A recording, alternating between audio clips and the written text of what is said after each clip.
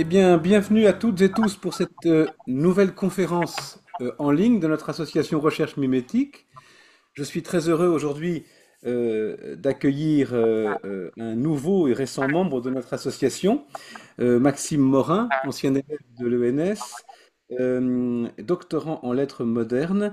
Le sujet de la recherche de Maxime porte sur la question de la technique dans l'œuvre polémique de Georges Bernanos, c'est-à-dire plus précisément sur le passage de la technophobie à la technocritique. Nous autres Girardiens sentons bien évidemment latent derrière ce transfert, celui de l'illusion romantique à la vérité romanesque, puisque c'est précisément les effets de ce passage dans l'œuvre romanesque de Bernanos que Maxime s'applique à cerner. Sa conférence s'intitule La conversion de Georges Bernanos à la lumière de René Girard. Maxime, je te laisse la parole pour 45 minutes, 1 heure, comme tu voudras, suite à quoi nous pourrons tous débattre avec toi. Je te remercie beaucoup. Merci à toi, je te remercie beaucoup, ainsi qu'Emmanuel d'avoir organisé cette conférence. Alors, je vais partager un PDF. Est-ce que c'est possible? Euh, Partager mon écran pour pouvoir vous montrer au fur et à mesure les citations, enfin celles qui sont un peu longues et que je vais citer. Alors, voilà. Normalement, c'est bon. Donc voilà, je les ferai défiler au fur et à mesure. Donc, c'est simplement les citations les plus longues, les plus courtes, je les ai pas notées. Donc, comme tu le disais, Benoît, dans ta présentation, effectivement, je suis actuellement en doctorat et je travaille sur la critique de la technique dans l'œuvre polémique et pamphlétaire de Georges Bernanos. Donc, je m'occupe pas, en tout cas pas primairement de son œuvre romanesque. Mais on va quand même en parler un peu aujourd'hui. Et de ce travail de thèse en cours est né un ouvrage qui est paru le 7 février dernier et qui est intitulé Georges Bernanos et la révolution des consciences. Donc c'est un ouvrage qui est paru aux éditions du Passager clandestin et plus précisément dans la collection Les précurseurs de la décroissance. Alors c'est une collection qui a été fondée par Serge Latouche, qui est un économiste français spécialiste de la décroissance et la collection est aujourd'hui dirigée par l'économiste Hélène Torgman et par l'historien François Jarige, qui est bien connu pour ses recherches technocritiques et notamment pour son ouvrage Technocritique du refus des machines à la contestation des technosciences. Donc cette collection, Les précurseurs de la décroissance, elle est composée de monographies qui s'intéressent à des autrices et à des auteurs qui ont eu l'intuition de la décroissance avant que celle-ci ne se constitue véritablement sous le nom qu'on lui connaît aujourd'hui, c'est-à-dire qui ont eu la tuition de la décroissance avant le fameux rapport Meadows ou rapport pardon, du Club de Rome publié en 72. Et donc la pensée de la décroissance, c'est une pensée qui conteste le primat absolu de la double idéologie de la croissance économique et du progrès techno-industriel. Et donc dans cette collection, on peut retrouver des monographies par exemple sur Simone Weil, Albert Camus, mais aussi Jacques Ellul, Ivan Illich, Bernard Charbonneau et donc aussi Bernanos. Cependant, pour être l'occasion de cette conférence, ce livre n'en sera pas le thème. Je ne traiterai pas aujourd'hui de la pensée bernanosienne de la décroissance, mais je développerai un point très précis de mon ouvrage. C'est un point qui lui sert d'introduction. Ce point, c'est la structure même de l'œuvre bernanosienne et la dualité fondamentale qui l'organise.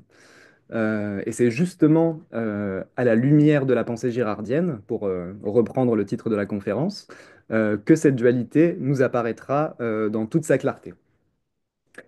Alors c'est pourquoi, en guise de première partie, je vais essayer d'établir, au-delà d'un intérêt personnel et de la contingence de mon propre itinéraire de lecteur, pourquoi il me semble nécessaire, véritablement nécessaire, de mettre en dialogue l'œuvre de René Girard euh, et l'œuvre de Georges Bernanos. Alors, cette mise en dialogue de ces deux auteurs me semble nécessaire, non pas seulement pour relire à nouveau frais l'œuvre littéraire de Bernanos, mais aussi et réciproquement pour mieux comprendre, voire enrichir l'œuvre anthropologique de René Girard, et ce, en vertu du principe girardien bien connu, selon lequel il faut prendre la littérature au sérieux, c'est-à-dire qu'il faut la lire en tant qu'elle délivre un savoir positif, exactement au même titre que les sciences humaines. C'est pourquoi cette intervention sera autant une lecture de Bernanos à la lumière de Girard qu'une lecture de Girard à la lumière de Bernanos, et qu'elle s'attachera en grande partie à essayer de démontrer la nécessité de cette rencontre. Alors, l'hypothèse d'une importance décisive du corpus bernanocien pour l'élaboration de l'anthropologie girardienne me semble pouvoir être formulée tout à fait explicitement à partir de la lecture du chapitre 14 d'un ouvrage de René Girard, publié en 82 et intitulé Le bouc émissaire. Donc, j'ai ici la version de poche. En version de poche, c'est bien le chapitre 14 que l'on va étudier aujourd'hui.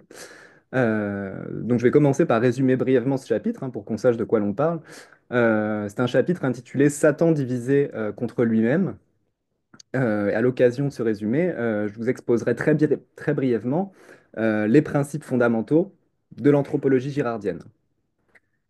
Alors dans ce chapitre, Girard expose l'idée, qui sera reprise et développée dans l'ouvrage suivant, Des choses cachées depuis la fondation du monde. Il expose l'idée d'une dualité de la parole qui correspond à une dualité de notre rapport au réel. Alors, premier rapport au réel, que l'on retrouve exposé dans ce chapitre, ce premier rapport au réel est structuré par le système de la violence et du sacré, qui n'est rien d'autre que le système du désir. Les êtres humains se rapportent les uns aux autres comme à des rivaux en compétition pour la possession du monde. Alors, dans l'expression possession du monde, il faut entendre à la fois l'idée d'une domination politique, mais aussi et surtout l'idée d'une domination métaphysique. C'est-à-dire qu'il s'agit d'établir un rapport objectal au réel, d'ouvrir un espace où les êtres et les choses apparaissent et peuvent être manipulés comme des objets. Puisque dans un tel rapport au monde, tout apparaît à la conscience comme un objet susceptible d'être possédé, tout est alors soumis au désir d'appropriation. Ce rapport objectal au réel n'a pas d'autre origine que ce que Girard nomme dans Mensonges romantiques et vérités romanesques le désir métaphysique, c'est-à-dire la volonté de posséder sur le mode de l'avoir, ce qui ne se donne que sur le mode de l'être, c'est-à-dire à la fois le monde, autrui, mais aussi soi-même. Ainsi, les êtres humains ne sont-ils pas tant en lutte pour la possession de tel ou tel objet, que pour la possession de la totalité du réel sur le mode de l'objectivation. Le vainqueur de cette lutte sera celui qui aura réussi à imposer sa vision du monde à tous les autres, celui qui aura réussi à instituer une objectivation totalisante faisant autorité. Alors cette lutte, Girard l'appelle aussi très simplement la philosophie. Le geste inaugural d'un tel rapport au monde, c'est ce que Girard appelle l'expulsion ou le meurtre fondateur du rival, rival qui est coupable d'une mauvaise objectivation du réel à laquelle il faudrait substituer par la violence une bonne objectivation du réel.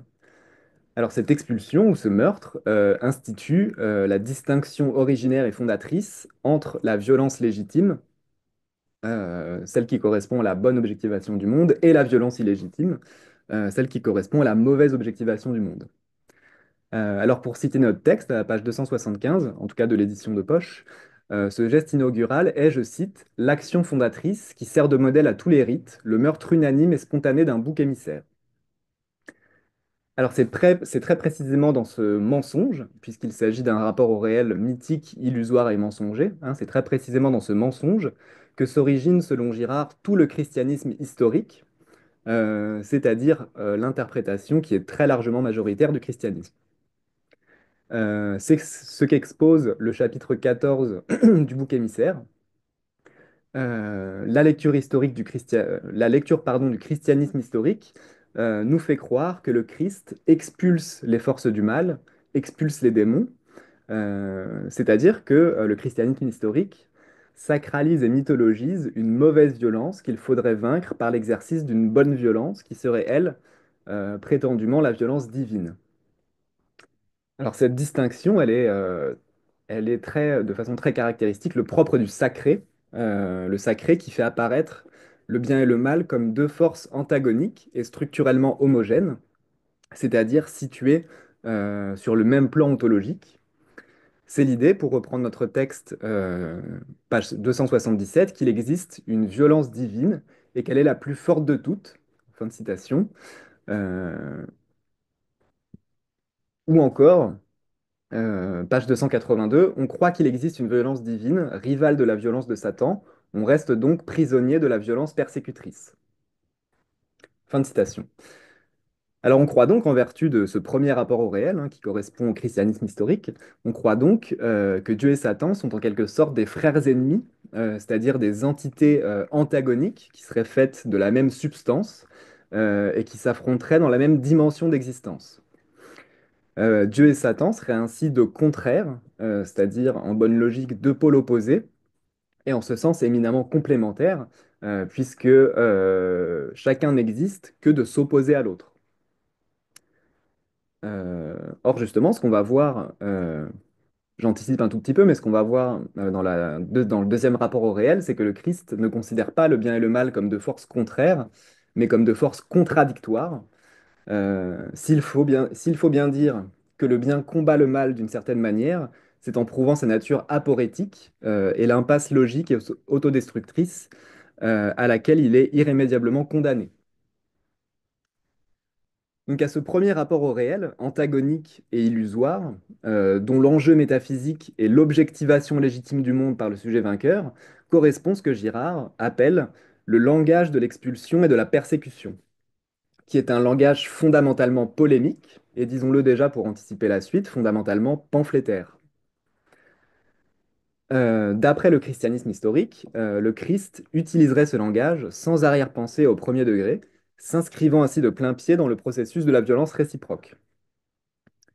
Alors maintenant, je vais vous citer la première citation un peu longue. J'espère que tout le monde voit bien le PDF. Euh, donc Jésus paraît engagé dans une surenchère polémique forcément stérile. Entre guérisseurs rivaux, chacun se prétend seul à pratiquer la bonne expulsion, la plus efficace, la plus orthodoxe, celle qui vient de Dieu, tandis que les autres pratiquent celle qui vient du diable. Nous nous trouvons dans un jeu de concurrence mimétique où chacun, justement, expulse l'autre. La violence est donc partout et tout se ramène à une question de force. Fin de la citation. Voilà donc pour ce premier rapport au réel.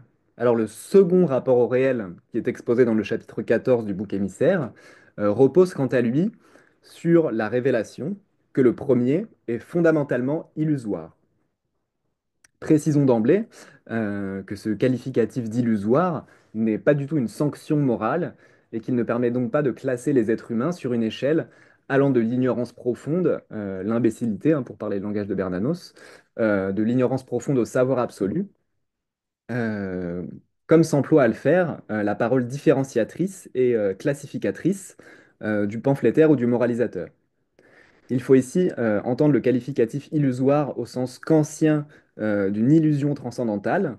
Donc on trouve une très belle définition de ce concept à la page 67 d'un ouvrage d'Antoine Grandjean intitulé La philosophie de Kant. Ah, donc c'est la deuxième citation de mon PDF que je vais lire maintenant. L'insularité de la vérité n'empêche pas la raison, mue par son désir d'inconditionné, de lancer ses navires sur un élément qui est celui d'une irréductible illusion. La raison tend à prendre ses désirs pour des réalités, au sens où elle interprète ses exigences subjectives comme suffisamment indicatrices d'objets. La métaphysique traditionnelle doit être comprise comme une manière de structure hallucinatoire de la raison même. Fin de la citation. Ainsi, le premier rapport au réel que nous venons de définir à l'aide de Girard n'est rien d'autre que la structure hallucinatoire de la raison ou de la conscience elle-même. C'est dire que le système de la violence et du sacré n'est pas un défaut de la raison et qu'une prise de conscience suffirait à corriger, peux puisque le arrêter là. système de la violence et du sacré est la structure de la raison elle-même. Ainsi, les vociférations de tous les pamphlétaires antimodernes, sans exception, sont aussi stériles que la surenchère qui caractérise le langage de la persécution. Répétons-le, hein, puisque c'est important, l'illusion n'est pas un défaut de la raison, c'est la raison en acte. L'illusion est le principe structurant caché de la raison, ou encore son mécanisme. On peut ainsi rapprocher la définition d'Antoine Grandjean que je viens de donner d'une citation de Girard qui dit dans le premier chapitre d'un ouvrage qui s'appelle La voie méconnue du réel. Donc dans ce premier chapitre, il parle de l'hallucination inhérente au mécanisme rationnel, hein. Il y a vraiment le même emploi du mot hallucination pour définir la structure de la raison. Alors, essayons très sommairement d'expliquer pourquoi Girard affirme que la structure de la conscience, hein, que ce premier rapport au réel est hallucinatoire. Alors, la fonction princeps de la conscience réside dans la production d'un milieu d'extériorité où tous les êtres et toutes les choses pourront apparaître sur le mode de la représentation, c'est-à-dire pourront être saisis et possédés par le sujet comme des objets de connaissance. Ainsi, par exemple, pour se voir elle-même, la conscience doit se mettre à distance d'elle-même, se dédoubler pour s'apparaître dans le miroir du monde et des objets, qui est ce milieu d'extériorité. Pour se saisir elle-même et pour saisir toute chose, la conscience doit donc halluciner un milieu où tout est saisissable, c'est-à-dire un milieu où l'être apparaît sur le mode de la voir. Cette hallucination, répétons-le encore, est le mécanisme ou le malentendu principiel qui fonde toute conscience. Le second rapport au réel, hein, pour revenir à cela, le second rapport au réel est donc la révélation de la nature hallucinatoire et mythique du premier. Ce second rapport au réel est la révélation que le premier rapport consiste à nous faire halluciner le réel, comme ce milieu où les sujets s'affrontent pour instaurer l'objectivation totalisante la plus efficace et la plus puissante, comme le milieu du rapport de force où toutes les consciences s'affrontent en expulsant toutes les autres afin de régner sur la constitution objectivante de la réalité. Ce qui est ainsi révélé dans la révélation, c'est que le mécanisme d'expulsion qui préside à ce rapport mène nécessairement à l'impasse et à l'autodestruction, puisque la conscience dans ce mouvement finit par s'expulser elle-même, c'est-à-dire par se mettre à distance d'elle-même, et pour se posséder, le sujet finit par se transformer en objet, c'est-à-dire par s'auto-aliéner et finalement par s'autodétruire en tant que sujet. C'est pourquoi Girard souligne à de nombreuses reprises que ce processus ne peut mener qu'à la folie et au suicide, comme il écrit à la page 277 de notre fameux chapitre 14, euh, donc là je vais lire la citation suivante sur le PDF. Au-delà d'un certain seuil, on s'aperçoit qu'il n'y a pas d'expulsion divine du tout, ou plutôt qu'il y en a pour la représentation persécutrice seulement, pour l'esprit d'accusation réciproque, autrement dit pour Satan lui-même. La force d'expulsion vient toujours de Satan lui-même, et Dieu n'a rien à voir avec elle. Elle est plus que suffisante pour mettre fin au royaume de Satan. Ce sont les hommes divisés par leur mimétisme, possédés par Satan, qui s'expulsent réciproquement jusqu'à l'extinction totale. Euh, donc Girard dit aussi, page 279, hein, c'est la citation suivante, il n'y a pas de Dieu violent, le vrai Dieu n'a rien à voir avec la violence, le royaume de Dieu n'a rien de commun avec le royaume de Satan, et les royaumes de ce monde, fondés sur le principe satanique de la division contre soi-même et de l'expulsion, ils ne pratiquent aucune expulsion. Donc il faut ici comprendre que le terme royaume se réfère métaphoriquement au principe structurant de tout rapport au réel, c'est-à-dire que la division contre soi-même, si elle est celle du royaume de Satan, c'est qu'elle signifie le fonctionnement de la conscience, sortant d'elle-même, s'opposant dialectiquement à elle-même, pour se posséder comme on possède un objet de connaissance, et finalement pour posséder autrui, et finalement toute chose, et le monde, et ainsi de suite jusqu'à ce que l'auto-aliénation destructrice soit totale et que le réel ne soit plus rien d'autre qu'une surface neutre, peuplée d'objets inertes. Alors le langage qui correspond à ce second rapport au réel est lui-même double. D'une part, il reprend volontairement le langage persécuteur et démonologique du premier rapport au réel, mais pour le subvertir et pour en faire éclater justement le caractère aporétique. Aussi, ce second langage peut-il être qualifié de fondamentalement démythificateur, et il constitue un commentaire du premier. Hein, donc le langage de la révélation est un commentaire du langage de l'objectivation. Dans le chapitre 14 du bouc émissaire, René Girard l'appelle le langage du scandalon. On en trouve une définition aux pages 284 et 286. Donc c'est la prochaine citation du PDF. Il n'y a qu'une seule transcendance dans les évangiles, celle de l'amour divin qui triomphe de toutes les manifestations de la violence et du sacré en révélant leur néant. Jésus est le seul à maîtriser le langage du scandalone. Les passages les plus significatifs révèlent clairement que les deux langages s'appliquent aux mêmes objets, et il nous montre Jésus en train de traduire excusez-moi, de traduire le logos démoniaque en termes de scandale mimétique. Le langage du scandalone substitue à la peur longtemps salutaire sans doute mais aveugle des puissances infernales, une analyse des raisons qui pousse les hommes à tomber dans le piège de la circularité mimétique. Le langage du scandalone est donc une exégèse du langage persécuteur et démoniaque, une révélation du mécanisme autodestructeur dont celui-ci est l'expression, et à la fin de ce chapitre 14, excusez-moi, on en arrive enfin au passage qui me semble décisif pour le sujet qui nous réunit aujourd'hui, hein, c'est-à-dire la nécessité de faire entrer en dialogue Girard et Bernanos. Hein, donc c'est la prochaine citation du PDF. Alors à la fin du chapitre 14, Girard écrit: Il existe une correspondance rigoureuse, on le voit, entre ce que les évangiles nous disent des démons et la vérité des rapports mimétiques tels que la formule Jésus, tels que certains chefs-d'œuvre littéraires la révèlent, ou de nos jours, une analyse théorique de ces rapports. C'est pourquoi tant d'écrivains, parmi les plus grands, un Shakespeare, un Dostoïevski ou de nos jours un Bernanos, ont dû recourir au langage du démon pour échapper à la platitude inefficace du savoir pseudo-scientifique de leur époque et de la nôtre. Alors on voit ici, d'après la fin de ce chapitre 14, que le lieu où s'accomplit exemplairement la révélation du second rapport au réel, en dehors des évangiles, c'est la littérature. Tout lecteur de Girard, à l'écoute de la citation, aura reconnu au moins deux noms, le nom de Dostoïevski et le nom de Shakespeare, puisque le premier est analysé par notre auteur dans un essai intitulé Dostoïevski du double à l'unité, paru en 1963, et le second dans un essai intitulé Shakespeare, les feux de l'envie, paru en 1990. Ces deux textes, et ces deux auteurs en général, il faut le rappeler, ne sont pas n'importe quel texte et n'importe quels auteurs. Ils sont absolument essentiels dans l'économie de la pensée girardienne.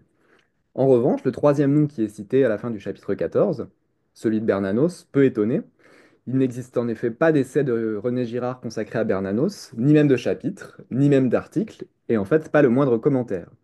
Et pourtant, Bernanos se trouve ici mentionné, comme en passant, aux côtés de Dostoïevski et Shakespeare, sans plus de précision, et avec une désinvolture qui peut laisser pantois quand on sait l'importance fondamentale, hein, répétons-le, de Dostoïevski et Shakespeare pour l'anthropologie girardienne.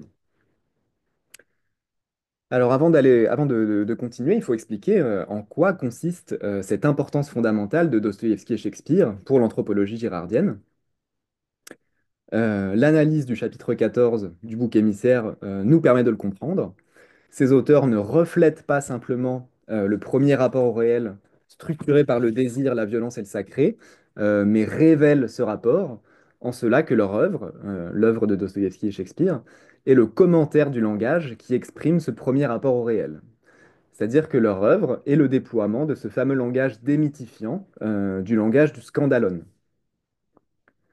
Or, si leur œuvre peut s'écrire en un tel langage, peut constituer un commentaire du langage de la persécution, c'est très précisément parce qu'elles en ont été premièrement prisonnières et qu'elles finissent, pardon, à l'issue de leur délivrance, et comme la continuation de celle-ci, par s'auto-commenter. Hein. C'est que les auteurs ont vécu véritablement la révélation que leur œuvre exprime. Ils sont passés d'un régime d'existence à un autre, d'un rapport objectal et antagonique au réel à un rapport non objectal et non antagonique au réel. On dira à partir de maintenant, hein, pour simplifier un peu les choses et éviter les périphrases à rallonge, on dira qu'ils sont passés d'une subjectivité gouvernée par le désir avec un grand D à une subjectivité gouvernée par l'éthique avec un grand E. Hein. Ou encore plus simplement, on dira qu'ils sont passés du désir à l'éthique. Passage qui s'effectue au terme d'une rupture radicale vécue par ces deux auteurs comme une véritable conversion. Cette rupture est théorisée par Girard dans l'introduction qu'il a rédigée en 1976 pour son recueil Critique dans un souterrain, que voici. Donc dans cette introduction, il établit une typologie entre deux types d'œuvres. Premièrement, il y a les œuvres sans rupture. les œuvres dont l'évolution est strictement dialectique, les œuvres qui ne s'affranchissent à aucun moment du désir et du manichéisme antagonique et obsessionnel qui le caractérise. Girard choisit Victor Hugo comme exemple type de ces œuvres restées prisonnières, de ces auteurs restés prisonniers de part en part de l'illusion romantique. Euh, Ces œuvres évoluent, selon Girard, mais toujours à l'intérieur d'une même structure logique et sans jamais s'en affranchir. L'évolution de ces œuvres prend ainsi la forme d'un approfondissement de leurs obsessions, mais jamais d'un affranchissement de celles-ci. Le cas des œuvres de rupture, hein, donc c'est le second type d'œuvre, le cas des œuvres de rupture, qui sont appelées par Girard les œuvres cassées en deux, hein, selon cette belle expression, le cas de ces œuvres-là est tout autre et tout différent. Elles n'évoluent pas à l'intérieur d'une même structure d'existence, au contraire, elles passent d'une structure d'existence à une autre, hein. C'est fondamentalement différent. Ce cas est illustré par l'œuvre de Dostoïevski pour Girard. Le vrai Dostoïevski, écrit Girard, commence selon lui après une rupture qui est à la fois existentielle et littéraire. Donc je cite Girard, l'auteur surgit à la rupture entre deux types de textes comme expérience nécessaire de cette rupture. Fin de citation.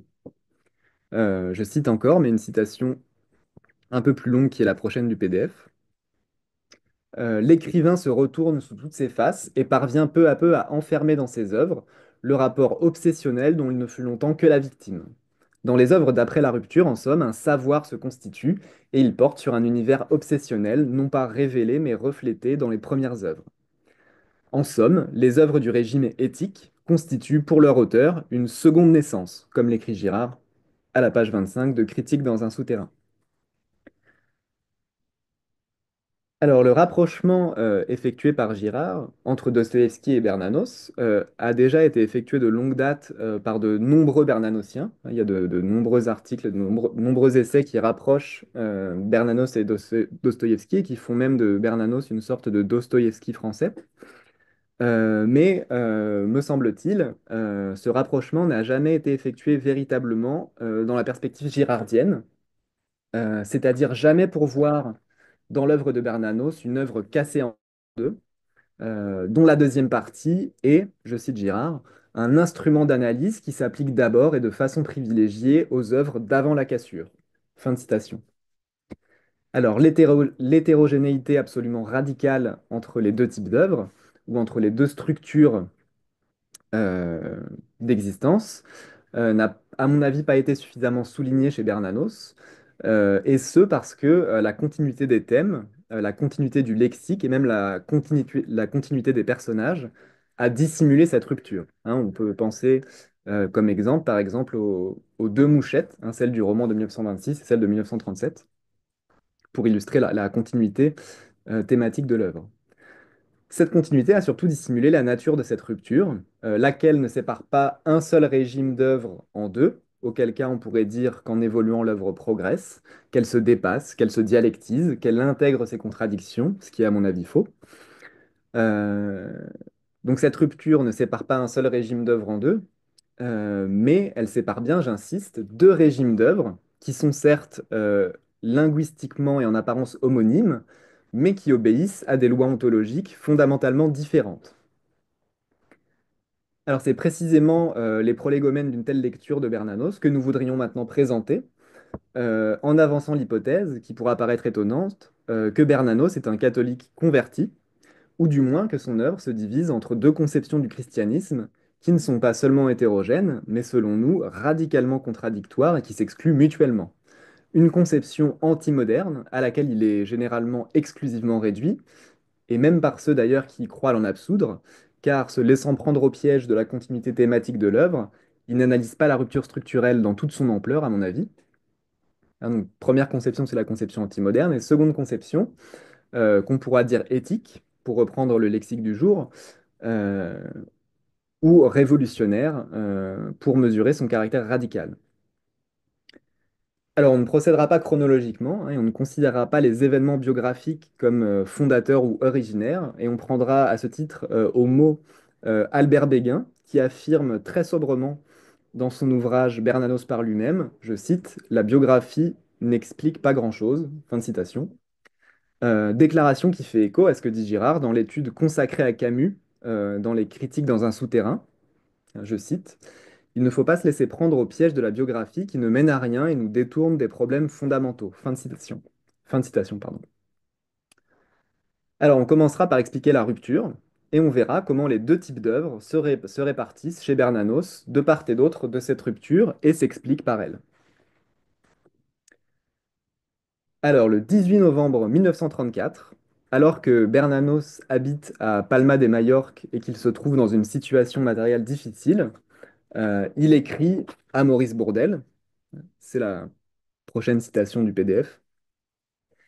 Il m'a fallu atteindre l'âge de 38 ans pour être en mesure de commencer à exploiter une expérience intérieure dont mon premier livre, excusez-moi de le dire moi-même, prouve assez qu'elle pêche plutôt par excès de richesse que par pauvreté.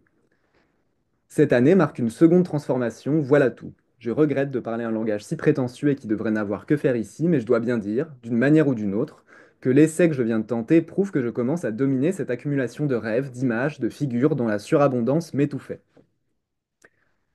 Alors cette lettre, enfin l'extrait de cette lettre, enfin, cette lettre est la première d'une série de lettres dans lesquelles Bernanos va exprimer ce sentiment d'une rupture fondamentale en train de s'accomplir en lui et de diviser en deux son œuvre et sa propre existence, c'est-à-dire de diviser en deux sa propre subjectivité ou son propre rapport au réel.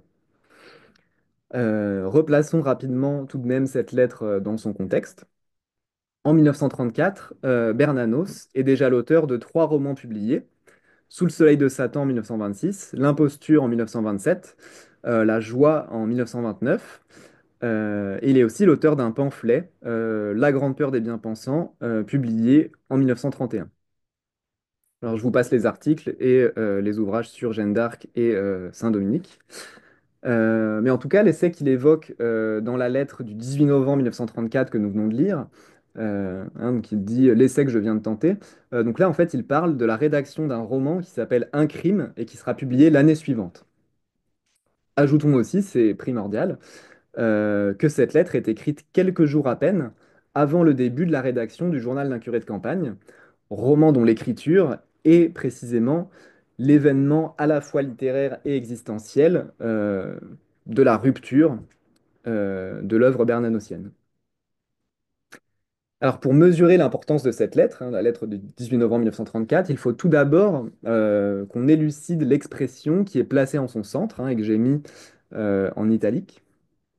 L'expression, c'est seconde transformation, qui n'est pas sans rappeler celle que nous avons déjà trouvée tout à l'heure dans Critique dans un souterrain, l'expression de Girard, qui parle de seconde naissance, et qui lui sert donc à caractériser la trajectoire de Dostoïevski.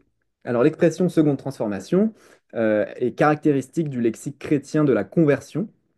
On retrouve cette expression chez deux auteurs qui constituent deux sources principales d'inspiration de Bernanos, qu'il a vraiment lu et relu. Alors ces deux auteurs sont Balzac et Ernest Hello. Dans Eugénie Grandet de Balzac, au moment où Charles et Eugénie tombent amoureux, le narrateur écrit «L'amour est notre seconde transformation». C'est le moment où Charles semble s'affranchir du régime du désir et de la passion, qu'il associe aux vanités parisiennes dans le roman, pour découvrir, je cite le roman, la sainteté de l'amour, l'amour pur et vrai, c'est-à-dire, pour le reformuler, pour découvrir le régime existentiel de l'éthique. Ça, c'était pour Balzac. Dans un ouvrage traduit par Ernest Hello, euh, qui s'appelle Le livre des visions et des instructions d'Angèle de Foligno, on peut lire la chose suivante, c'est la prochaine citation du PDF. La première transformation est une imitation de Jésus crucifié, car la croix est une manifestation de la volonté divine. La seconde transformation unit l'âme avec Dieu. Son amour n'est plus seulement alors un acte de sa volonté, car la source est ouverte, la source des sentiments immenses, la source des immenses délices. Cependant, il y a encore place ici pour la parole et la pensée. Alors ici, Angèle de Foligno distingue deux types d'amour. Un amour qui relève de l'imitation et de la volonté.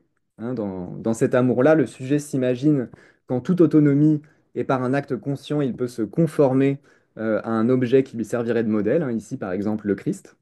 C'est-à-dire que le sujet s'imagine qu'en ayant pris conscience de ce qui est bien, avec un grand B, il peut diriger sa conscience vers le bien, c'est-à-dire viser le bien comme un objet transcendant, pour franchir la distance qu'il sépare de cet objet afin de s'en emparer et de l'obtenir. Le bien est alors considéré comme un modèle extérieur et transcendant. Il est le médiateur d'un amour encore illusoire, car subordonné au désir de posséder l'être sur le mode de l'avoir, par voie imitative. Alors la première transformation est encore prisonnière de ce que le lexique chrétien nomme l'amour-propre.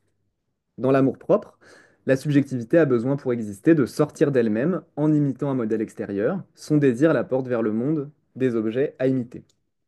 Alors la seconde transformation, hein, pour Angèle de Foligno, ne passe plus par aucune médiation extérieure, c'est-à-dire qu'elle aboutit à l'élimination de toute forme de transcendance. Ce que signifie métaphoriquement ici l'union de l'âme à Dieu, c'est qu'il n'y a qu'une seule substance et que la relation au réel est une relation d'immanence absolue qui ne passe par aucun tiers transcendant. C'est pourquoi Eugène de Foligno écrit que l'amour n'est plus un acte de la volonté de Dieu.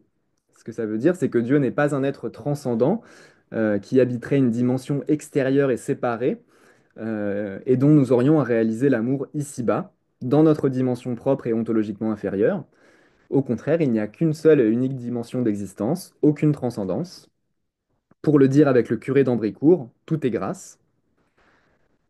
Voilà, donc c'est cela le contenu de la révélation, en quoi consiste la seconde transformation, qu'il existe deux façons d'être en relation avec le réel, deux régimes d'expérience radicalement hétérogènes et mutuellement exclusifs, qui se nomment dans le lexique chrétien l'amour-propre et la charité, et qui se nomment dans notre lexique du jour le désir et l'éthique. Alors le passage du régime à un autre, d'un régime à l'autre, pardon, est vécu par Bernanos comme une véritable crise intérieure. Hein. L'expérience de cette crise est bien documentée par sa correspondance. Hein, en effet, à partir de cette lettre décisive du 18 novembre 1934, Bernanos accumule, à chaque fois dans des lettres adressées à Maurice Bourdelle, il accumule les remarques concernant le sentiment qu'une grande rupture s'accomplit en lui et dans son œuvre. Alors, par exemple, dans une lettre datée du 18 février 1935, il écrit: il me semble que mes trois premiers romans font un tout. Après la joie, on pouvait prévoir que je me recueillerais pour livrer une autre bataille. Fin de citation. 6 mois après le début de la rédaction du journal, le 16 mai 1935, il écrit: je suis depuis 6 mois en pleine crise, en pleine transformation. Fin de citation. Dans une lettre du 7 juillet 1935, il évoque, je cite, une nouvelle période de sa vie d'écrivain. Et enfin, le 1er avril 1936, il écrit: le journal n'a rien à voir avec le soleil, c'est-à-dire Sous le soleil de Satan, le premier roman. Qu'est-ce qui a donc bien pu provoquer une rupture aussi radicale chez Bernanos, hein, une crise aussi fondamentale, crise l'amenant lui-même à classer son œuvre en deux parties et allant jusqu'à dire, dans une lettre du 21 septembre 1935, que le journal d'un curé de campagne est au soleil de Satan ce que Racine est à Corneille. Hein, donc il faut vraiment mesurer la distance qui sépare dans l'esprit même de Bernanos les deux parties de son œuvre. Alors, pour expliquer cette rupture, il y a évidemment l'hypothèse des causes biographiques qu'il faut bien sûr évoquer, comme le fait Hans Urs von Balthasar dans son ouvrage Le chrétien Bernanos, publié en 1954. Hein, donc c'est la citation suivante du PDF. Il a fallu les incessantes humiliations de sa propre existence pour que Bernanos humanisât l'image idéale de ses héros, en même temps qu'il devait renoncer lui-même à une certaine forme de son premier idéal. Le curé de campagne est le premier personnage de toute son œuvre, euh, qui ne soit vraiment presque plus qu'un homme parmi d'autres. Alors justement, le passage de Corneille à Racine qu'on vient d'évoquer, pardon, ce serait l'abandon un certain héroïsme conquérant et antagonique, l'abandon en somme d'un idéal romantique représenté par des personnages comme le Donissant du soleil de Satan. Euh, et donc, l'abandon de cet idéal s'expliquerait par les humiliations subies par Bernanos. Alors je cite de nouveau Balthazar, hein, c'est la citation suivante. Misère, maladie, déception personnelle, familiale, politique pleuvent, innombrables et presque sans mesure, sur la vie de l'écrivain et rendent vains tous ses efforts vers la grandeur d'âme, entendus au sens stoïcien du terme, jusqu'à ce qu'enfin il retrouve sous le coup des épreuves son cœur d'enfant. Les causes invoquées pour expliquer la seconde transformation sont bien, comme on vient de voir, souvent d'ordre biographique. Hein, il y a la désillusion consécutive à l'expérience de la Première Guerre mondiale, la rupture avec Maurras, la situation matérielle difficile qui est la sienne dès le début des années 30, et aussi le fameux accident de moto survenu à Montbéliard le 21 juillet 33. Alors, dans la perspective d'une conversion, cet accident est intéressant parce qu'on peut presque le comparer à la chute de l'apôtre Paul sur la route de Damas, hein, chute qui a aussi provoqué sa conversion. Cependant, de la même façon qu'on peut dire de l'apôtre Paul que sa chute n'a pas provoqué sa conversion, mais qu'elle lui a révélé une vocation toujours déjà présente, on peut dire de toutes les circonstances biographiques qui entourent la conversion de Bernanos que celles-ci n'ont rien provoqué, mais qu'elles ont révélé progressivement à notre auteur le vécu intérieur d'une autre relation au réel qu'il éprouvait déjà à son insu, en désarmant l'illusion d'autonomie souveraine propre à tout idéal romantique. C'est presque exactement ce que dit Bernanos dans une lettre datée du 2 novembre 1941. Hein, il dit: «L'épreuve du malheur m'a seulement apporté la révélation de cette sorte d'accord préétabli qui fait tout le mystère des vocations surnaturelles. Des vocations surnaturelles.» Hein, donc ça lui a seulement apporté la révélation, ça n'a rien provoqué. L'hypothèse qui prévaut, au-delà des causes biographiques, c'est que c'est l'écriture du journal d'un curé de campagne elle-même qui constitue la révélation et le passage du désir à l'éthique. Et cette hypothèse est formulée par Max Milner dans son ouvrage Georges Bernanos. Hein, donc c'est la citation suivante. Il y a là le signe d'une authentique conversion, un événement spirituel dont les dispositions dans lesquelles Bernanos écrit son livre nous permettront de saisir d'autres symptômes, mais dont l'origine reste cachée au plus profond de sa conscience. Est-ce l'accident de Montbéliard qui l'a amené à opérer ce renoncement définitif à soi-même, au prix duquel il découvre l'abandon libérateur? Est-ce plus prosaïquement le sentiment de repartir pour une nouvelle vie après son installation à Palma? Il me semble plutôt que la grâce dont Bernanos est l'objet, au moment où il écrit le journal, et dont le journal porte évidemment la marque, est intimement lié au fait d'écrire ce livre, quel est ce livre même. On pense souvent à tort qu'un écrivain traduit son expérience dans les livres, alors que ce sont ces livres qui constituent son expérience et orientent sa vie.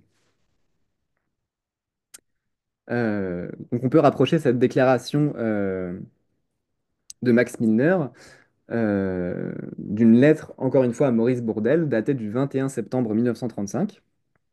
Et donc c'est la prochaine citation du PDF. La chose irait presque de soi si ce livre était un livre comme les autres, mais j'y tiens énormément. Je crois être sûr de lui, je le crois appelé à retentir dans beaucoup d'êtres, et je n'ai d'ailleurs jamais fait, même de loin, un tel effort de dépouillement, de sincérité, de sérénité pour les atteindre.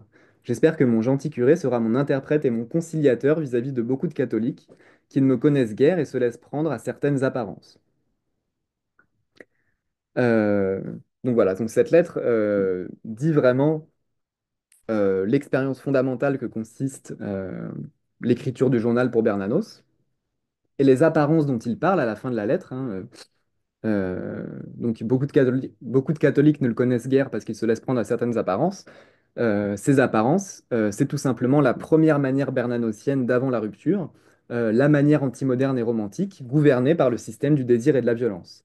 Bernanos lui-même est déjà confusément conscient de ce romantisme bien avant la rupture, comme le prouve une lettre datée du 13 septembre 1918, écrite à Dombes, qui est un moine bénédictin lié à Charles Maurras. Donc je vais vous lire l'extrait de cette lettre. Fasse le ciel que ma fille ne tienne pas de moi par le mauvais côté, ce coin noir où je me retire aux heures mauvaises pour ruminer contre le genre humain. Il y a là-dedans une foule de pensées rampantes que je n'ai pas le courage d'écraser et qui remuent toujours.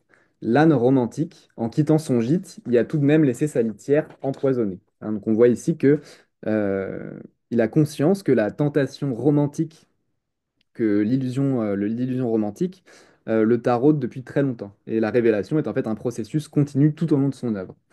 Et je vais insister un tout petit peu là-dessus pour justifier justement mon approche non chronologique. Hein. On ne peut pas strictement dire qu'il y a deux parties dans l'œuvre de Bernanos, mais il faut plutôt dire qu'il y a deux attitudes à l'œuvre en lui, deux attitudes qui se superposent en chaque point de son œuvre, euh, même si on peut considérer que dans certains textes, l'une de ces deux attitudes prévaut sur l'autre.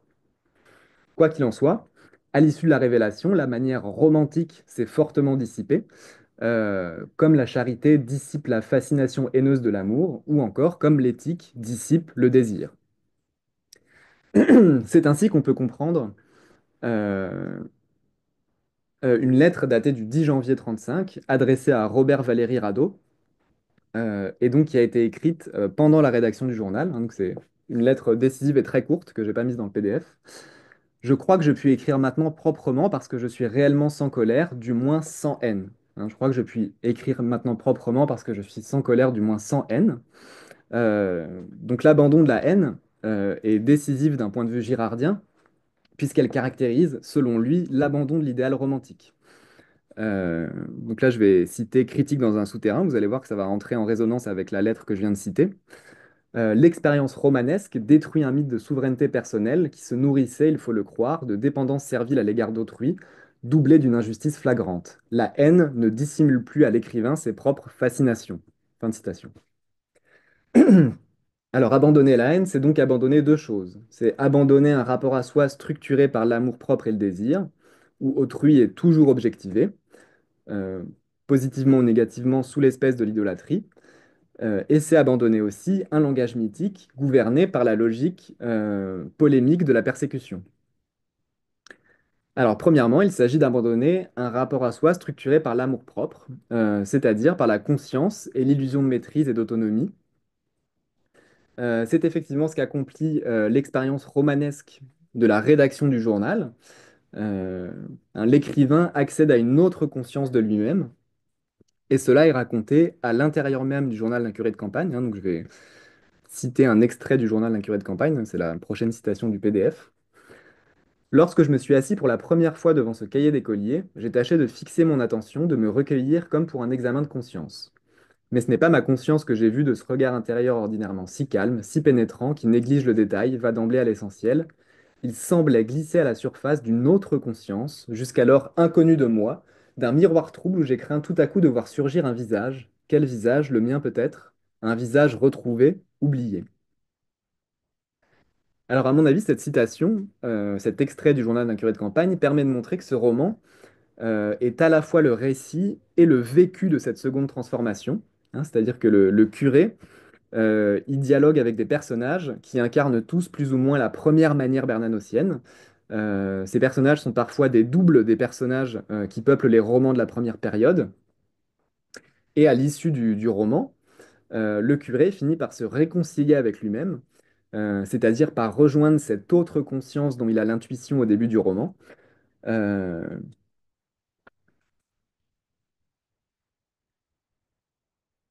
alors, je vais vous citer, excusez-moi, je vais citer donc un passage qui se situe à la fin du journal d'un curé de campagne, et donc à la fin du processus de conversion, où on voit bien que la voix du curé se confond véritablement avec la voix de Bernanos lui-même. Donc, c'est la prochaine citation du PDF. Je suis réconcilié avec moi-même, avec cette pauvre dépouille. Il est plus facile qu'on le croit de se haïr, la grâce est de s'oublier. Mais si tout orgueil était mort en nous, la grâce des grâces serait de s'aimer humblement soi-même, comme n'importe lequel des membres souffrants de Jésus-Christ. Alors on voit ici dans cet extrait, et à l'issue du roman dans son ensemble, qu'on passe d'une conscience divisée contre elle-même, de la même façon que Satan peut être dit divisé contre lui-même, à une conscience réconciliée avec elle-même. Donc on passe d'une conscience qui se divise dans la représentation pour se voir et se posséder comme objet de connaissance, à une conscience qui s'oublie pour se vivre pleinement comme telle. Alors à ce nouveau rapport à soi correspond, comme je l'ai dit, l'épanouissement d'une autre parole, c'est-à-dire d'un nouveau langage. Il s'agit d'abandonner ce que nous avons appelé tout à l'heure avec Girard le langage polémique de la persécution, et donc d'abandonner l'illusion d'une violence pamphlétaire légitime, euh, laquelle enfermait l'écrivain dans la surenchère de l'expulsion. La transformation de la parole bernanocienne s'observe aussi bien dans le corpus romanesque que dans le corpus pamphlétaire. Alors en effet, dès le début des grands cimetières sous la Lune, pamphlet de 1938, hein, donc pamphlet d'après la Révélation, Bernanos commente son ancienne manière polémique et pamphlétaire, celle qui caractérisait la grande peur des bien-pensants, pamphlet paru avant la Révélation en 1931. Donc c'est les deux citations suivantes du PDF. J'ai cru jadis au mépris, ça c'est le début des grands cimetières sous la lune. J'ai cru jadis au mépris, c'est un sentiment très scolaire et qui tourne vite à l'éloquence, comme le sang d'un hydropique tourne en eau. Euh, alors, quelques lignes plus loin, on trouve cette autre citation. J'ai juré de vous émouvoir, d'amitié ou de colère, qu'importe. C'est ainsi que je parlais jadis, au temps de la grande peur, il y a 7 longues années. À présent, je ne me soucie plus beaucoup d'émouvoir, du moins de colère. Alors, on voit vraiment dans ces deux citations, à mon avis, que le langage de la révélation est très concrètement un autocommentaire de la première manière, qu'il est, pour citer une citation que j'ai déjà donnée du bouc émissaire, que le langage de la révélation est un instrument d'analyse qui s'applique d'abord et de façon privilégiée aux œuvres d'avant la cassure. Hein, c'est ce que fait Bernanos. Dans les œuvres d'après la cassure, il analyse les œuvres d'avant la cassure. Alors, comment peut-on caractériser cette autre conscience et cette autre parole dans leur hétérogénéité radicale avec les premiers? Et quelles sont les conséquences à l'échelle de l'œuvre tout entière de l'abandon de la haine qui accompagne l'avènement de cette autre conscience? Alors on illustrera, hein, en guise de dernière partie, on illustrera cela par l'étude d'un point précis, c'est-à-dire le passage à l'échelle de toute l'œuvre de Bernanos, de l'héroïsme, de l'idéal héroïque, à l'éthique de l'humilité. Alors la première manière bernanosienne, anti-moderne et romantique, se définit, comme je viens de le dire, par un héroïsme tout à fait aristocratique et chevaleresque, en vertu duquel la victoire et la combativité de l'individu ou de la nation, peu importe, en vertu duquel la victoire et la combativité sont des vertus cardinales.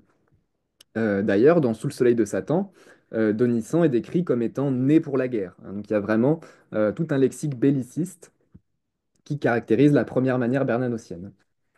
Même le traumatisme de la Grande Guerre ne va pas le dépouiller tout à fait de cet héroïsme, lequel fera retour sous de multiples formes. Sous la forme, par exemple, de la lutte virile, qu'il exalte chez Drummond dans La Grande Peur des Bien-Pensants, hein, lutte virile, ce sont ses mots, ou encore, je le cite, de la race victorieuse qu'il exalte chez Maurras, dans un article de juin 14. Dans tous les cas, son bellicisme excède thématiquement la guerre, euh, et au terminus, si on veut, de ce bellicisme, on trouve l'exaltation de l'authenticité. L'individu authentique, c'est l'individu qui, ayant déterminé un objectif à réaliser dans l'extériorité du monde, cet objectif étant généralement posé comme la compréhension sans équivoque de la volonté divine qu'il faudrait accomplir ici-bas. Donc, ayant déterminé un objectif à réaliser dans l'extériorité du monde, l'individu authentique parviendra à la réalisation de cet objectif par ses propres moyens, c'est-à-dire par la seule force de sa volonté. L'héroïsme comprend le bien et le mal comme deux forces antagoniques, comme les deux pôles opposés d'un seul rapport au réel. Et cet héroïsme mène à une troublante ambiguïté qui tend à associer très confusément le bien et le mal. Et cette ambiguïté est parfaitement incarnée dans le premier roman de Bernanos, hein, Sous le soleil de Satan. À propos de ce roman, Pierre Gilles, un bernanosien, parle de la réversibilité du divin et du satanique et estime que celle-ci est caractéristique de la première manière de bernanosienne. Hein, la réversibilité du divin et du satanique, en fait, ça veut dire que le bien et le mal sont deux pôles opposés et susceptibles euh, d'être baignés dans une même grandeur. Hein. C'est-à-dire qu'il y a la même fascination pour la grandeur démoniaque de Mouchette que pour la grandeur sainte de Donisan. C'est pourquoi hein, on peut considérer que la mouchette de Sous le soleil de Satan est l'incarnation littéraire de la tentation qui consiste à reconnaître au mal une grandeur propre, une grandeur qui ne serait que l'envers de la grandeur du bien qu'incarne Donisan. D'ailleurs, Mouchette est définie dans le roman comme une sainte Brigitte du néant, hein, c'est-à-dire très clairement comme une sainte à l'envers, comme un double de Donisan, inaperçue comme telle, hein, c'est-à-dire en quelque sorte ici que le mal singe le bien de la même façon que Satan est considéré un singe de Dieu. Alors, dans un passage absolument exemplaire de la dernière œuvre littéraire de Bernanos, les Dialogues des Carmélites, le Bernanos d'après la rupture commente la fausse conception antagonique de l'affrontement entre le bien et le mal par l'intermédiaire du personnage de la nouvelle prieure, qui dénonce chez son interlocutrice une conception belliciste de l'affrontement du bien et du mal. Ah, donc c'est la citation suivante. Oh, je ne vous blâme pas. J'ai toujours craint seulement que vous ne vous trompiez lorsque la générosité vous inspire d'opposer à l'exaltation du mal l'exaltation du bien, ainsi que de voix puissantes qui cherchent à se couvrir l'une l'autre. C'est quand le mal fait le plus de bruit que nous devons en faire le moins. Tels sont la tradition et l'esprit d'un ordre comme le nôtre, voué à la contemplation. Oui, c'est quand le pouvoir du mal, qui n'est d'ailleurs qu'apparence et illusion, se manifeste avec le plus d'éclat que Dieu redevient le petit enfant de la crèche, comme pour échapper à sa propre justice, aux exigences de sa propre justice, et pour ainsi dire la tromper. Fin de citation. Alors, opposer l'exaltation du mal à l'exaltation du bien, comme le fait l'interlocutrice de la nouvelle prieure, c'est souscrire à la thèse en vertu de laquelle deux puissances contraires se disputent le privilège de la manifestation dans la même dimension d'existence, celle de la représentation et l'objectivation. C'est souscrire à la thèse de la mythification, selon laquelle le bien et le mal s'affronteraient sur le même plan, celui du monde, en vue de sa domination. Or, précisément, si le bien triomphe du mal sous ce rapport, c'est le mal qui aura gagné secrètement, puisque le mal repose précisément dans la domination du monde, et ce, quelle que soit l'identité du dominateur. Aussi, la victoire du mal réside-t-elle dans l'adoption par le bien de l'attitude de son rival antagonique, le mal, comme l'écrit Bernanos dans Les grands cimetières sous la lune. Hein, donc c'est la prochaine citation. La véritable proie de l'injustice sont précisément ceux-là qui répondent à son défi, l'affrontent, croient naïvement pouvoir aller à elle comme David à Goliath. Dès lors, ils lui appartiennent à son insu, ils ont dans les veines ce venin glacé.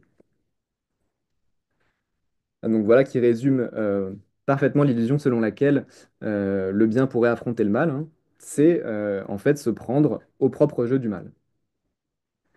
Alors, après la révélation, l'héroïsme laisse place à ce que j'ai appelé une éthique de l'humilité.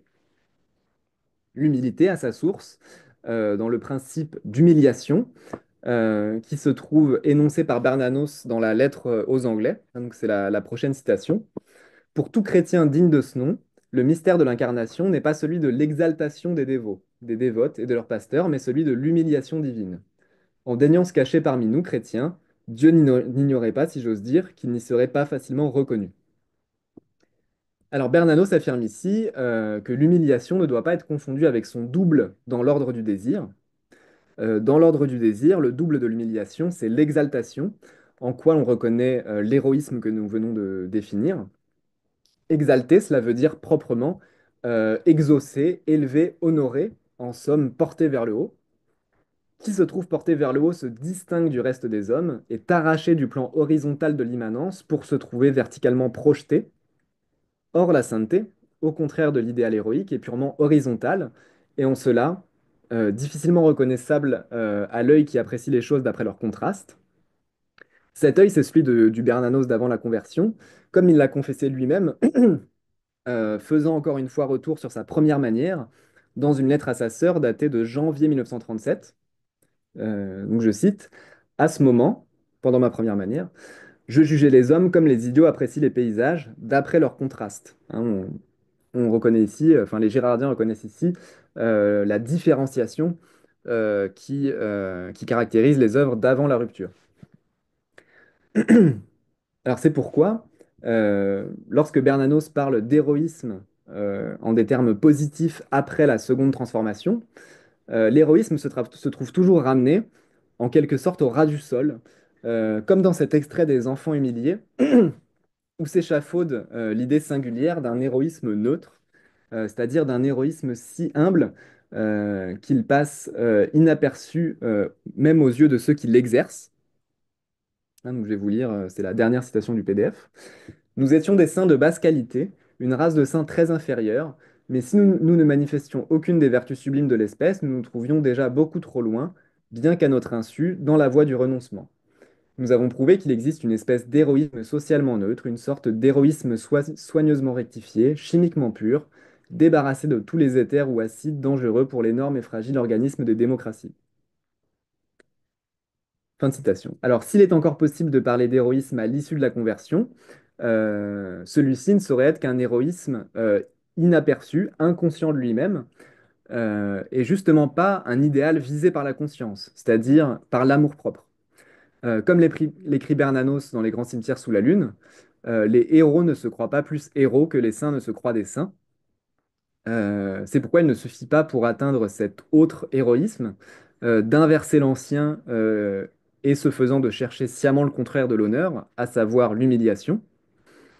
En effet, si Bernanos utilise le mot humiliation avec un grand H pour définir l'éthique de l'humilité, pardon, euh, il faut précisément pas entendre dans le mot d'humiliation l'humiliation au sens courant, puisque l'humiliation au sens courant, ce serait encore une projection de l'amour-propre qui se définit encore par rapport à l'honneur et au prestige, c'est-à-dire par rapport aux lois qui régissent la sagesse du désir.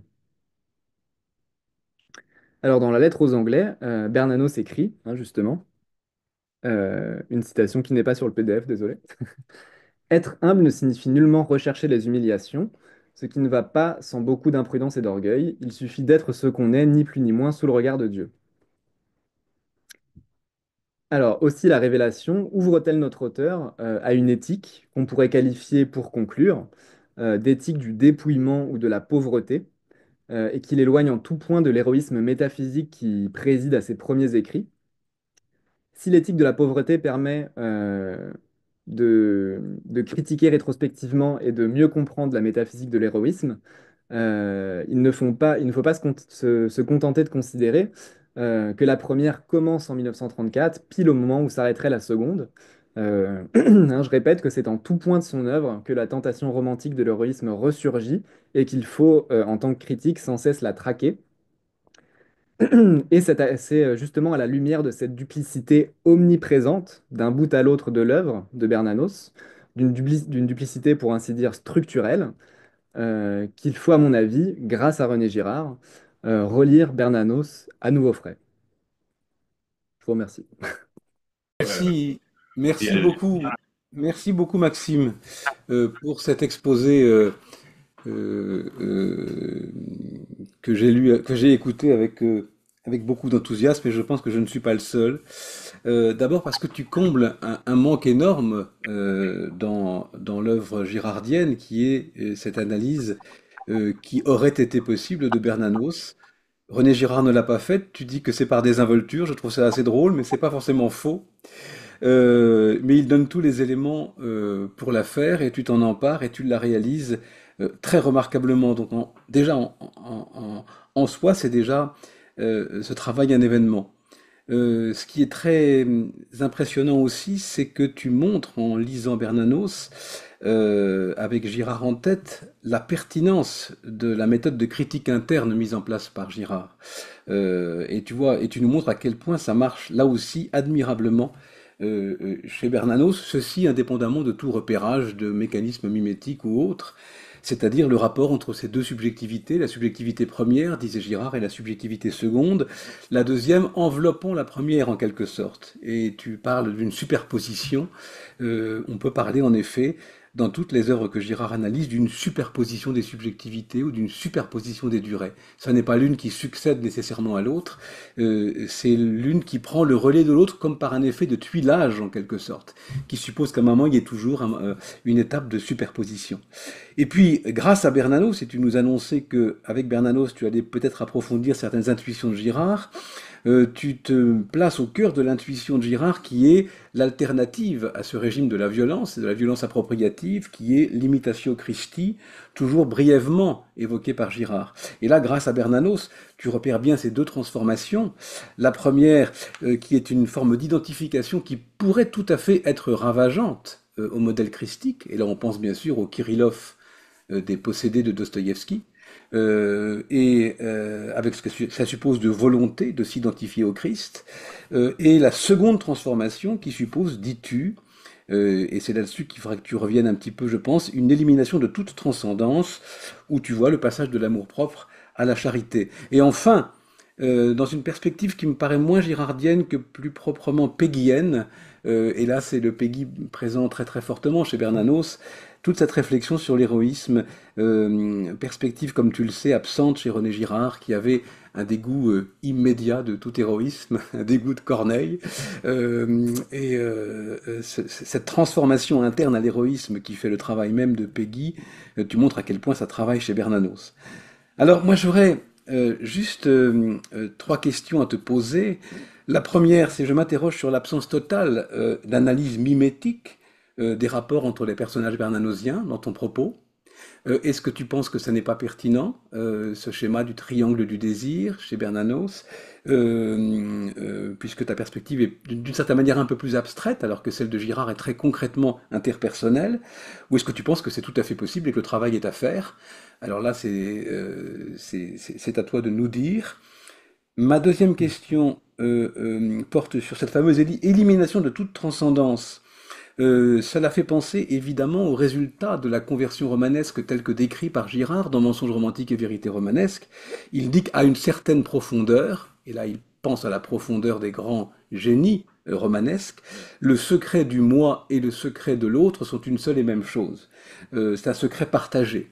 La conversion romanesque nous fait arriver à ce que tu dis du curé du journal, c'est-à-dire nous découvrons que nous sommes comme les autres, que nous sommes tous les mêmes d'une certaine manière. Alors là, ma question serait, est-ce que tu penses qu'on peut aller chez Bernanos jusqu'où va Girard lorsqu'il tente de penser le royaume comme une fraternité des identiques? Est-ce qu'il y a cette intuition très radicale aussi chez Bernanos? Si nous sommes tous les mêmes, est-ce que cette ambivalence de l'identité, qui peut être pour le pire ou pour le meilleur, ne dessinerait aussi chez Bernanos, au cœur de la catastrophe de la modernité, une identité qui serait pacifique ou pacifiante, et que Girard appelle dans la tradition chrétienne et juive le royaume? Ça, c'est ma deuxième question sur l'élimination de toute transcendance et sur cette mêmeté des individus. Et enfin, la troisième, je m'interroge sur l'absence totale dans ton propos de toute perspective apocalyptique. Est-ce qu'elle est, il ne me semble pas qu'elle soit étrangère à Bernanos. J'aimerais savoir comment l'intuition fondamentalement apocalyptique de Girard travaille dans le texte bernanosien ou dans la lecture du texte bernanosien, parce que cette chute de Satan, qui n'est pas une fin de Satan au sens hugolien et romantique du terme, chez Girard, suppose bien tout de même une victoire de la vérité, suppose bien tout de Mm. même une réelle expulsion de l'expulsion. Certes, qui ne se place pas sur le même plan, que le Satan expulse Satan, la loi de l'autotranscendance est révélée selon Girard dans les évangiles, mais la perspective apocalyptique, révélant en quelque sorte ce mécanisme d'autotranscendance du Satan qui expulse Satan, le fait s'effondrer, et c'est parce qu'il s'effondre que sur Terre il fait des ravages. Alors quelle Mm. est, et pourquoi cette absence totale dans ton propos de perspective apocalyptique? Mm. Alors, merci beaucoup hein, pour tes questions. Je vais les reprendre une par une. Donc, ta première question, c'était pourquoi est-ce que je n'avais pas parlé de la perspective mimétique chez les personnages romanesques de Bernanos? Alors, il y a une première réponse très simple qui est que j'ai pas eu le temps de vraiment de travailler sur les romans parce que moi, je m'intéresse au corpus pamphlétaire, mais j'ai pour projet de m'intéresser au corpus romanesque une fois ma thèse terminée. Mais je trouve en tout cas, enfin, j'ai décidé, alors je sais pas si c'est moi-même par désinvolture, mais de pas du tout centrer ma conférence sur le girardisme mimétique. Pour essayer d'entendre un peu un autre Girard. Mais en fait, il se trouve que même dans le corpus pamphlétaire, il y a des passages qui sont extraordinairement mimétiques, hein. C'est-à-dire qu'en fait, il y a des moments où enfin, il décrit des moments historiques qui sont presque des moments de guerre civile. Et en fait, il les décrit. Enfin là, j'ai Mimétiquement. pas. Ah oui, mimétiquement, mais c'est presque mot pour mot des analyses de Girard où en fait les uns se retournent contre les autres et en fait, enfin, il y a une sorte on voit très très bien à l'œuvre le mécanisme de la violence réciproque. Il y a là, je l'ai pas sous la main, mais il y a vraiment des paragraphes comme ça où à la veille de la Seconde Guerre mondiale et même la paix, il décrit comme ça presque ce que Girard appelle des crises sacrificielles, quoi, c'est-à-dire le moment où la violence réciproque est le point de déboucher sur une violence unanime, hein. C'est vraiment il y a des moments comme ça dans le corpus pamphlétaire, donc je parle de celui-là parce que je le connais mieux. Mais je pense que ça marche aussi, à mon avis, ça marcherait aussi bien euh, pour, pour le corpus romanesque, hein, parce que enfin, rien que ce que j'ai évoqué très brièvement, par exemple les doubles, c'est-à-dire les personnages qu'on retrouve de part et d'autre de la rupture. C'est-à-dire qu'il y a plein de personnages en double. Il y a deux Mouchettes, mais il y a aussi deux Chantal, ce qu'on sait peut-être un peu moins. C'est-à-dire qu'il y a la Chantal de la joie et il y a une Chantal aussi dans le journal d'un curé de campagne. Et il y a une scène extraordinaire dans le journal où le curé s'adresse à Chantal et en fait on a un peu l'impression que c'est le premier Bernanos qui s'adresse au second. Très Euh, intéressant. Hmm. Justement, du coup, donc Chantal serait, enfin, il s'adresserait au personnage de la joie. Donc, à mon avis, il y a énormément de choses à faire. Non, je ne l'ai pas évoqué tout simplement parce que je me sens plus à l'aise sur le corpus pamphlétaire. Donc, alors, ta deuxième question, c'était euh, sur, euh, Cette sur la phrase. mêmeté des individus, cette identité des individus. Oui, c'est Est-ce ça, qu'il y la a un équivalent fraternité. chez Bernanos? Oui. Alors, je pense que oui, parce que il y a notamment deux expressions enfin deux thèmes en tout cas qu'on retrouve dans toute son œuvre, en tout cas dans toute son œuvre pamphlétaire. C'est la communion des saints et des pécheurs, hein. C'est-à-dire qu'il y a beaucoup de moments dans son œuvre où il dit, enfin, je sais plus dans quel roman c'est, mais il y a un personnage qui dit le péché, on est tous dedans, etc. Donc il y a vraiment cette idée d'une communauté en fait, hein. C'est-à-dire qu'il n'y a pas d'un côté les bons et les mauvais, mais en fait on est tous embarqués dans la même condition. Et le deuxième exemple que je maîtrise mieux parce qu'il est omniprésent dans l'œuvre polémique, et que les gens qui ont déjà feuilleté Bernanos se reconnaîtront sans doute, c'est cette habitude qu'il a d'appeler tout le monde des imbéciles.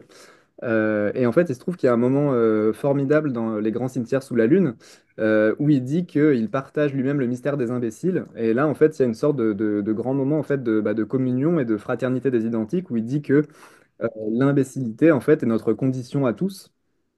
Et, euh, et en fait, voilà, il me semble que ça peut ressembler à ce que tu appelles donc la fameuse fraternité des identiques. Voilà, j'avais prévu de conclure là-dessus en fait, mais j'avais pas du tout assez le temps. Et enfin, Et, la dernière sur l'absence de perspective apocalyptique dans ton analyse de Bernanos. ouais. Donc sur l'absence de perspective apocalyptique, ça pareil, j'aurais été ravi d'en parler parce que ça, pour le coup, c'est vraiment au cœur de mon travail, mais en fait, il y a vraiment l'idée chez Bernanos euh, qu'en fait, enfin, il le répète à plusieurs reprises, que l'humanité est obsédée, hein, vraiment au terme d'une obsession girardienne, par l'idée de suicide. Ça, il le répète sans cesse. C'est-à-dire que pour lui, en fait, et du coup, dans une perspective girardienne, ça prend une dimension vraiment fascinante, quoi, parce que en fait, il dit que l'humanité se précipite sur un tragique malentendu, hein, ce qui est vraiment fondamental de dire ça. Sur un tragique malentendu, l'humanité se précipite vers son propre suicide. C'est-à-dire qu'en fait, en croyant faire progresser l'humanité, c'est-à-dire en croyant améliorer l'humanité, en fait, elle se détruit à son insu. Et d'ailleurs, cette expression à son insu, c'est vraiment aussi une expression centrale chez Bernanos et ça me semble aussi, enfin ça m'a semblé hyper fascinant parce que tous ces mécanismes insus qu'on trouve chez Bernanos, et ben en fait ça fait penser justement, La euh, méconnaissance. oui c'est ça, au fait que pour fonctionner, le mécanisme mimétique doit rester caché à ceux qui en sont les victimes en quelque sorte, quoi, enfin qui le reproduisent. Euh, et donc en fait il y a tout à fait cette perspective apocalyptique parce que pour lui en fait l'humanité se retrouve enfin confronté à presque à une sorte de choix, c'est-à-dire que il y a, alors je crois que c'est dans une lettre en 1936 où je ne sais plus à qui il écrit, mais il a l'air d'avoir eu une autre illumination en fait où il dit qu'il a enfin compris le tragique malentendu et qu'en fait, comme je l'ai dit, en fait l'humanité se précipite vers le suicide, sauf si elle accomplit une révolution des consciences, donc qui est le titre aussi de mon ouvrage. En fait, cette révolution des consciences.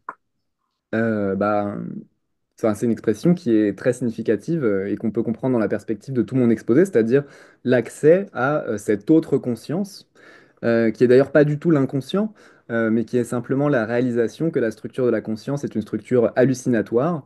Et l'accès à cette autre conscience, en fait, c'est cette espèce de pari impossible qu'expose Girard dans Des choses cachées depuis la fondation du monde, hein, où il dit en fait qu'il faudrait que tout le monde d'un seul coup, au même moment, renonce à la violence. Et ce serait ça, en fait, en quelque sorte, la révolution des consciences et cette espèce d'apocalypse au sens d'une révélation, en fait. C'est Sans qu'il y ait sans qu'il y ait pourtant, évidemment chez Bernanos, ce qu'il y a chez Girard, c'est-à-dire l'intuition mystérieuse que la révélation de ce mécanisme victimaire, l'apparition du Satan expulse Satan dans les démons de Guerraza, cette révélation, cette mise en lumière du mécanisme victimaire a des conséquences catastrophiques. Il y a cette idée parfois chez Girard que c'est cette révélation qui, privant l'humanité de ses boucs émissaires, d'une certaine manière accélère la catastrophe. Cette mystérieuse causalité de la révélation dans le devenir du monde, il n'est pas présent chez Bernanos. Alors ça, il me semble pas, non. Mhm. Non, vraiment euh, que la révélation dont il parle, c'est vraiment une révélation sans ombre, quoi. C'est-à-dire, moi, il me semble pas, enfin, en tout cas, je suis un peu en train de travailler sur la question, mais je pense pas que Bernanos soit avec Hölderlin dans cette idée que là où croit le péril, croit aussi ce qui sauve, quoi. C'est-à-dire que la révélation est tout aussi dangereuse que salvatrice. Alors, il me semble vraiment que chez Bernanos, il y a euh, simplement l'idée que la révolution des consciences serait un salut sans risque, quoi. Mais ça dépend parce qu'en fait, il y a aussi, enfin, il parle beaucoup l'idée de risque, mais moi, je l'associe à sa première manière, le moment où il dit que la vie est un beau risque qui doit être vécu, etc. Pour moi, en fait, avec ces expressions-là, il retombe dans l'illusion romantique un peu. Mais Oui, oui, je comprends mieux maintenant en t'écoutant ce qui les distingue, puisque c'est troublant, dans ton exposé, c'est extrêmement troublant de voir tout ce qui les rapproche, au point que parfois en t'écoutant, on se dit, mais voilà pourquoi Girard n'a pas parlé de Bernanos, c'est qu'ils sont tellement proches qu'il y a une mm, espèce de double qui l'aurait comme repoussé de son travail. Et en fait, son intention très claire dans les 20 dernières années de bâtir ce qu'il appelait une théorie de Satan, me paraît être un aveu très clair qu'il se compare à Bernanos, et que sur le plan théorique, de certaine manière, il va plus loin, puisqu'il y a cette perspective apocalyptique qui est beaucoup plus puissante, anthropologique, qu'il n'y a pas chez Bernanos. Mais cette théorie de Satan qu'il revendique pour définir son œuvre, le met quand même, d'une certaine manière, en parallèle avec Bernanos. mm. Oui, complètement. Surtout que la dernière œuvre, l'avant-dernière œuvre littéraire de Bernanos, Monsieur Wynne, c'est vraiment une théorie de Satan, quoi. Enfin, mais sur un mode romanesque. Très très intéressant. Merci beaucoup Maxime. Je n'ai que trop, je t'ai bombardé de questions. J'ai monopolisé la parole. Mille excuses. Je vous laisse à tous maintenant le soin de la prendre quand et comme vous le souhaitez.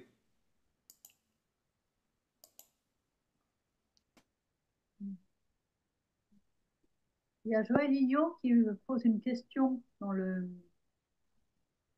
renoncement selon Bernanos n'est-il pas semblable à la soumission selon Simone Veil?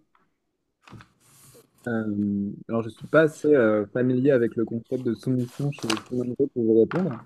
Mais en fait, ce qui est intéressant, c'est, du coup, si je peux répondre juste sur le renoncement chez Bernanos, c'est effectivement quelque chose qui travaille énormément alors au moins le corpus romanesque.